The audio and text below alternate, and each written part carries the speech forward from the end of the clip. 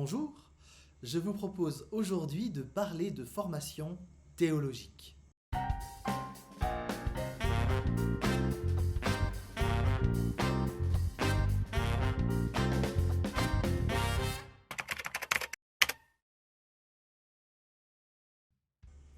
Tout chrétien devrait envisager sérieusement une formation théologique.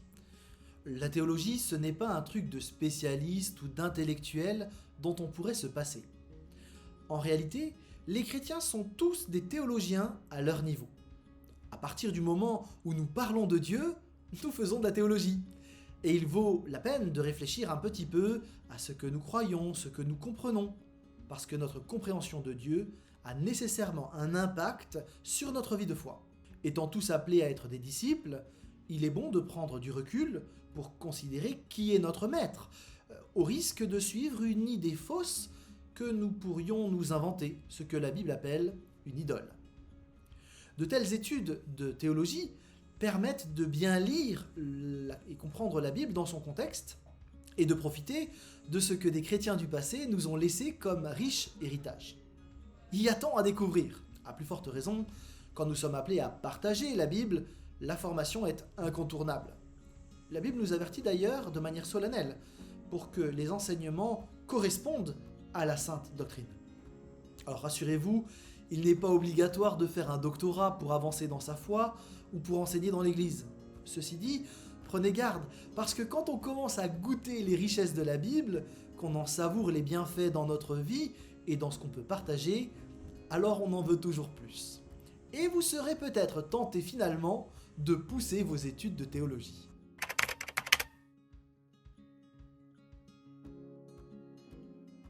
Aujourd'hui, il existe énormément de choses. On peut distinguer 4 grands types de formations qui, loin de s'opposer, répondent en fait à différents besoins et s'empilent pour former l'offre de la formation francophone. Il y a d'abord les formations académiques, diplômantes, que l'on trouve dans les facultés. Il y a ensuite les instituts de formation biblique classiques. Les deux premiers proposent des formations diversifiées, que ce soit en présentiel ou en distanciel. Certains instituts sont plutôt diplômants, d'autres sont plus pratiques.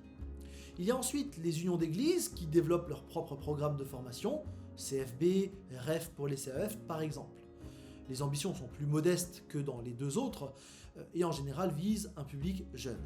Enfin, il existe des plateformes avec des conférences d'1 heure, souvent gratuites, qui sont accessibles à tout le monde. Ces différentes formations ont toutes leurs forces, leurs faiblesses, leur sensibilité, leur coloration, et il faut le dire, elles sont de qualité inégale. On ne va pas être stimulé à la réflexion de la même manière dans une capsule de 20 minutes sur internet et dans un cours de 26 heures fait par un spécialiste de la question. En même temps, tout le monde ne veut pas approfondir le sujet avec 26 heures de cours. Certains veulent juste un survol global. Bref, tout dépend donc de ce que l'on cherche. Pour pouvoir aller plus loin, il faut déterminer quel serait votre projet de formation, en fonction de ce que vous souhaitez découvrir ou approfondir, en fonction de l'objectif visé et de votre sensibilité et du temps disponible. Il est possible de visiter des sites internet, de faire les journées portes ouvertes, de demander conseil à des personnes qui ont déjà suivi une formation dans tel ou tel endroit. L'Union d'Église propose aussi un accompagnement personnalisé pour vous aider à construire votre parcours de formation avec un représentant de l'Union. En vous écoutant, différentes possibilités vous seront alors proposées avec le souci de pouvoir être au plus proche de votre réalité et de votre projet. Cette personne sera aussi en mesure de communiquer les possibilités d'aide au financement des parcours les plus longs, que l'on vise un ministère ou non.